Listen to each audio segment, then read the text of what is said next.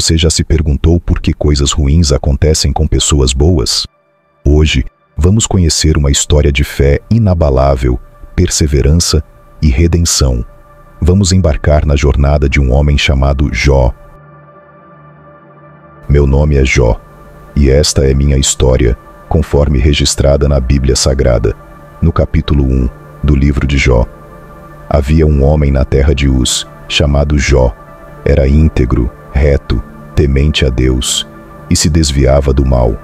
Eu tinha 7 filhos, 3 filhas e um vasto patrimônio, que incluía 7.000 ovelhas, 3.000 camelos, 500 juntas de bois e 500 jumentas. Além disso, tinha muitos servos ao seu serviço, sendo reconhecido como o homem mais próspero do Oriente. E iam seus filhos à casa uns dos outros e faziam banquetes cada um por sua vez, e mandavam convidar as suas 3 irmãs a comerem e beberem com eles. Quando terminava uma rodada de banquetes, Jó se levantava de madrugada e oferecia sacrifícios em favor de cada um dos seus filhos, para purificá-los.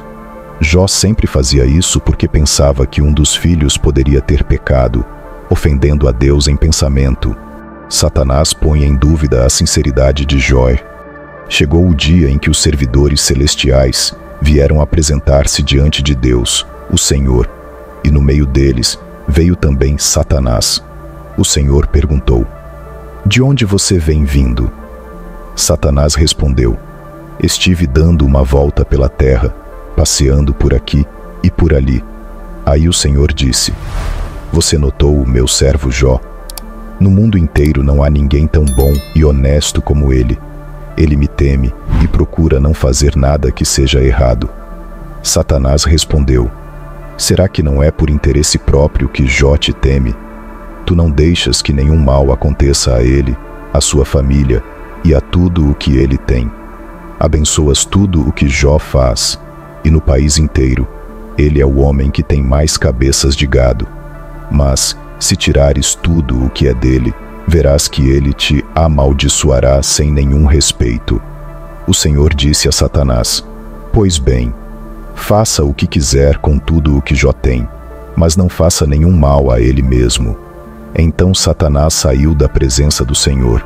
Um dia, enquanto os filhos e as filhas de Jó estavam num banquete na casa do irmão mais velho, chegou à casa de Jó um dos seus servos que disse: "Nós estávamos arando a terra com os bois, e as jumentas estavam pastando ali perto. De repente os sabeus nos atacaram e levaram tudo. Eles mataram à espada os empregados, e só eu consegui escapar para trazer a notícia." Enquanto este ainda estava falando, veio outro servo e disse: "Raios caíram do céu e mataram todas as ovelhas e os pastores. Só eu consegui escapar para trazer a notícia." Enquanto este ainda estava falando, chegou um terceiro que disse: "3 bandos de caldeus nos atacaram e levaram os camelos. Eles mataram à espada os empregados, e só eu consegui escapar para trazer a notícia." Enquanto este ainda estava falando, chegou mais um que disse a Jó: "Os seus filhos e as suas filhas estavam no meio de um banquete na casa do seu filho mais velho. De repente, veio do deserto um vento muito forte que soprou contra a casa, e ela caiu em cima dos seus filhos. Todos eles morreram. Só eu consegui escapar para trazer a notícia." Então Jó se levantou e, em sinal de tristeza, rasgou as suas roupas e rapou a cabeça. Depois ajoelhou-se, encostou o rosto no chão e adorou a Deus. Aí disse assim: "Nasci nu, sem nada, e sem nada vou morrer. O Senhor deu, o Senhor tirou. Louvado seja o seu nome." Assim, apesar de tudo o que havia acontecido, Jó não pecou, nem pôs a culpa em Deus. Chegou de novo o dia em que os servidores celestiais vieram apresentar-se diante de Deus, o Senhor, e Satanás também veio no meio deles. O Senhor perguntou: "De onde você vem vindo?" Satanás respondeu: "Estive dando uma volta pela terra, passeando por aqui e por ali." Aí o Senhor disse: "Você viu o meu servo Jó? No mundo inteiro não há ninguém tão bom e tão honesto como ele.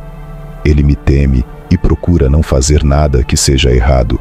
No entanto, você me convenceu, e eu o deixei desgraçar Jó, embora não houvesse motivo para isso. Mesmo assim, ele continua firme e sincero como sempre. Satanás respondeu: é só tocar na pele dele para ver o que acontece. As pessoas não se importam de perder tudo desde que conservem a própria vida. Agora, se estenderes a mão e ferires o corpo dele, verás como ele, sem nenhum respeito, te amaldiçoará. O Senhor disse a Satanás: pois bem, faça o que quiser com Jó, mas não o mate. Aí Satanás saiu da presença do Senhor e fez com que o corpo de Jó ficasse coberto de feridas horríveis, desde as solas dos pés até o alto da cabeça. Jó sentou-se num monte de cinza e pegou um caco para se coçar, e a mulher dele disse: você ainda continua sendo bom? Amaldiçoe a Deus e morra. Jó respondeu: como fala qualquer doida, assim falas tu. Receberemos o bem de Deus e não receberíamos o mal. Em tudo isto não pecou Jó com os seus lábios. Duas tramas são habilmente entrelaçadas na história de Jó, uma celestial e outra terrena.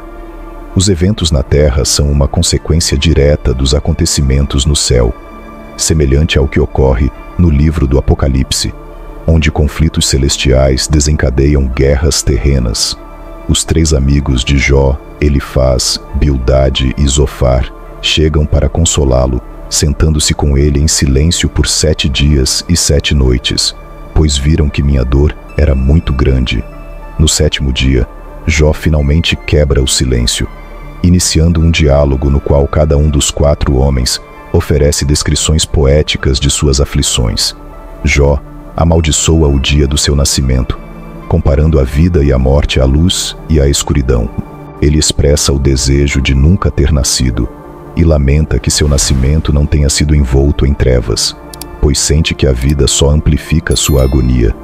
Elifaz responde, destacando que Jó, que outrora consolava os outros, agora reconhece que nunca compreendeu verdadeiramente o sofrimento alheio. Elifaz conclui que a aflição de Jó se deve a algum pecado que ele cometeu, sugerindo que Jó busque o favor de Deus. Bildade e Zofar concordam que Jó deve ter praticado algum mal para atrair a justiça de Deus, e argumentam que ele deveria demonstrar um comportamento mais inocente. Bildade sugere que os filhos de Jó trouxeram a morte sobre si mesmos. Além disso, Zofar insinua que qualquer transgressão cometida por Jó mereceria muito mais sofrimento do que aquele que ele experimentou. Então, em resposta, Jó disse: já ouvi tudo isso antes. Em vez de me consolarem, vocês me atormentam. Será que essas palavras ocas não têm fim? Por que vocês não param de me provocar? Se vocês estivessem no meu lugar, eu também poderia dizer o que estão dizendo. Eu balançaria a cabeça com um jeito de sábio e os esmagaria com um montão de palavras. Ou poderia dizer palavras de ânimo e consolo para diminuir os seus sofrimentos. Mas, se falo, a minha dor não se acalma e, se me calo, o meu sofrimento não diminui. Quando finalmente começaram a falar, me acusaram de ter pecado contra Deus, dizendo que eu estava sendo punido por minha iniquidade. Defendi minha integridade, sabendo que era inocente. Clamei a Deus por respostas, questionando o porquê de tanto sofrimento. Mas meus amigos continuaram a insistir que eu devia ter cometido algum pecado grave. Jó questiona por que Deus julga as pessoas com base em suas ações, quando ele poderia facilmente corrigir ou perdoar esses atos. Ele fica perplexo com a ideia de como um ser humano pode plenamente satisfazer a justiça de Deus, dado que os caminhos divinos são enigmáticos e além da compreensão humana. Além disso, os mortais não podem persuadir Deus com suas palavras. Jó reconhece que nem mesmo possui o autoconhecimento necessário para apresentar sua defesa diante de Deus. Jó anseia por um mediador entre ele e Deus, para que não seja lançado ao abismo, ao submundo. Ele crê que no céu há um testemunho ou redentor que garantirá sua integridade, como expresso no capítulo 19, versículo 25. Eu sei que o meu Redentor vive e que, por fim, ele se levantará sobre a terra. E no capítulo 16, versículo 19: agora mesmo minha testemunha está no céu, meu advogado está nas alturas. O sofrimento se torna insuportável para Jó, tornando-o amargurado, angustiado e temeroso. Ele lamenta a injustiça de permitir que pessoas más prosperem, enquanto ele e muitas outras pessoas íntegras sofrem. Jó deseja confrontar Deus e protestar, mas não consegue encontrá-lo fisicamente. Ele percebe que a sabedoria está oculta da humanidade, mas decide buscá-la, temendo a Deus e evitando o mal. Finalmente Deus intervém no diálogo divino na primeira rodada. Durante os discursos de Deus, Jó pediu a ele 36 vezes para falar com ele. Agora seu desejo é realizado. Nas 2 vezes em que Deus fala com Jó, isso ocorre em meio a uma tempestade. Há um certo tom irônico na maneira como Deus se dirige a ele. Deus lembra a Jó que ele é o Criador de tudo, descrevendo sua impressionante atividade de criar e sustentar o mundo. Questionando se Jó pode igualar essa obra, ele conclui questionando se Jó está em posição de julgar, afirmando que é presunçoso Jó achar que Deus deve se explicar a ele. Jó se sente profundamente diminuído. Eventualmente Jó responde: sou indigno. Como posso responder-lhe? Coloco minha mão sobre minha boca. Falei uma vez, mas não tenho resposta. 2 vezes, mas não direi mais nada. No segundo embate, Deus não se apresenta como Criador, mas foca em 2 de suas criaturas. O diálogo mantém um tom irônico. Ele indaga a Jó sobre suas reflexões acerca do hipopótamo, chamado Behemote, e do crocodilo, Leviatã, como se essas magníficas criaturas detivessem as chaves para os grandes mistérios da vida. Jó é confrontado com a incompreensibilidade de Deus, dos animais e do mundo moral. Assim, o ponto central de Deus é: por que você tenta contender comigo? Jó reconhece a onisciência de Deus e que nenhum dos seus planos pode ser frustrado. Agora ele compreende que seu questionamento a Deus foi completamente inadequado, e ele se humilha profundamente, arrependendo-se em cinzas e pó. Apesar de ser humilhante para Jó encontrar-se com Deus, o cerne de seus dilemas é abordado, e ele reconecta-se com Deus. O diálogo culmina de forma magnífica e surpreendente, proporcionando um desfecho poderoso para o livro.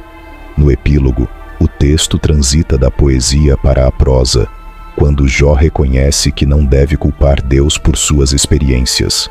Deus restaura a Jó seus filhos, 7 filhos e 3 filhas, suas propriedades, camelos e rebanhos de ovelhas, tornando-o muito mais rico e feliz do que antes.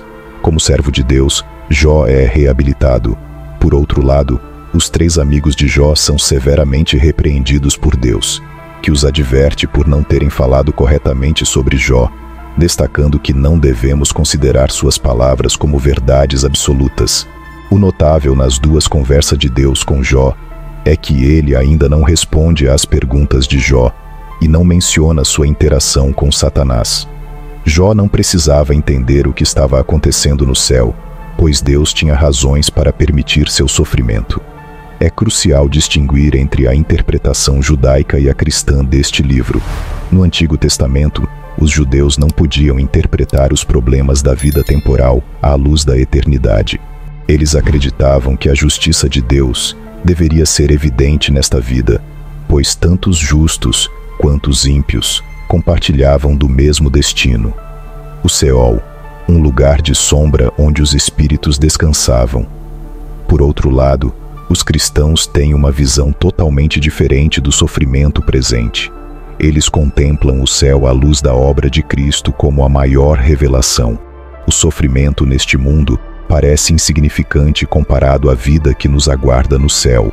Por isso, o livro de Jó oferece apenas indícios sobre a vida após a morte. Em um momento, Jó menciona que encontrará Deus após sua morte, mas esse tema não é central no livro, e ele não tem ideia de como isso se dará. O livro de Jó se desenrola em 2 tramas principais, a celestial e a terrena. Começa com a trama celestial, a reunião de Deus no céu com Satanás. um anjo encarregado de relatar pecados. Ele era o acusador de Deus, que percorria a terra para informar a Deus sobre a natureza humana. Na época de Jó, Satanás havia se tornado tão descrente que não acreditava que alguém pudesse amar a Deus por quem ele era. Ele alegava que as pessoas só amavam a Deus pelo que ele podia proporcionar-lhes. Assim, surge um debate entre Deus e Satanás, com este último sustentando exatamente esse ponto. Deus questiona se Satanás encontrou alguém como Jó em suas jornadas pela terra. Jó me ama por amor, não por causa das bênçãos que recebe, declara Deus. A resposta de Satanás é cínica, argumentando que se Deus retirasse as bênçãos de Jó, ele blasfemaria contra Deus, assim como qualquer outro. Dessa forma, ocorre a aposta divina. A tensão é crucial em qualquer grande drama.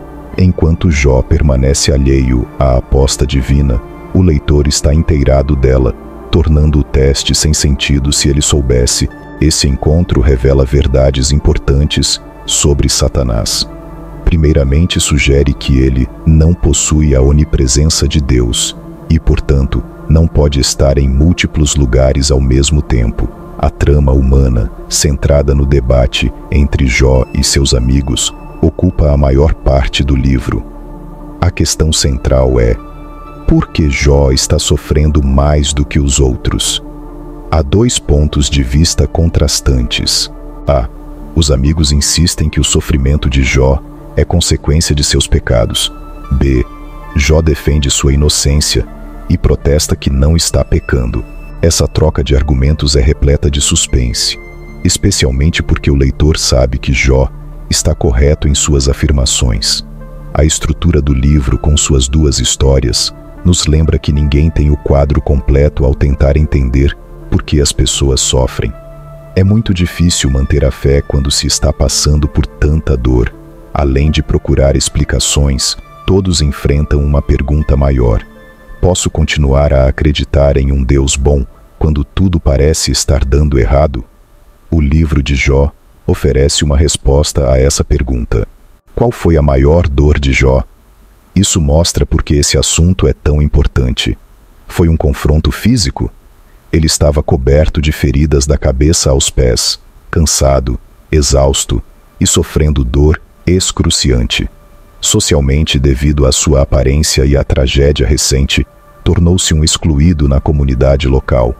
As pessoas evitavam cruzar seu caminho, preferindo passar do outro lado da rua ao vê-lo sentado na pilha de cinzas nos arredores da aldeia. Até os jovens zombavam dele.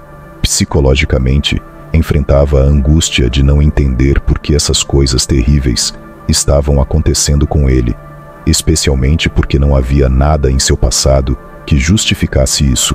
Espiritualmente, sua angústia era ainda maior do que a física, pois sentia-se distante de Deus. Jó clamava, suplicando a Deus para encontrá-lo, falar com ele e até mesmo argumentar com ele. Essa era a verdadeira dor mais profunda. O sofrimento se torna ainda mais angustiante quando acreditamos que Deus está distante e desinteressado. No entanto, quando Jó finalmente teve a oportunidade de se comunicar diretamente com Deus, as coisas não transcorreram como esperado.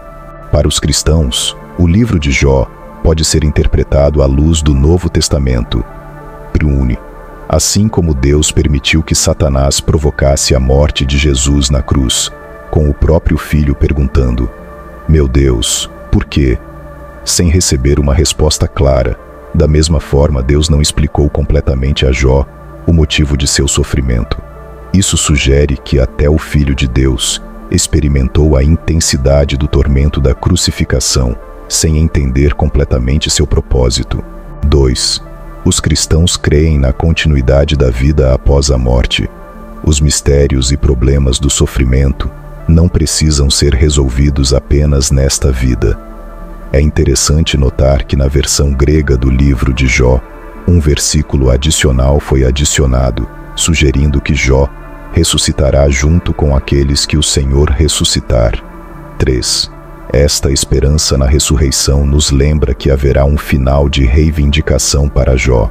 Os cristãos aguardam a volta de Jesus para julgar os vivos e os mortos, no final dos tempos, haverá um tribunal em que Jesus, como juiz, decidirá o destino de todas as pessoas, de acordo com suas ações.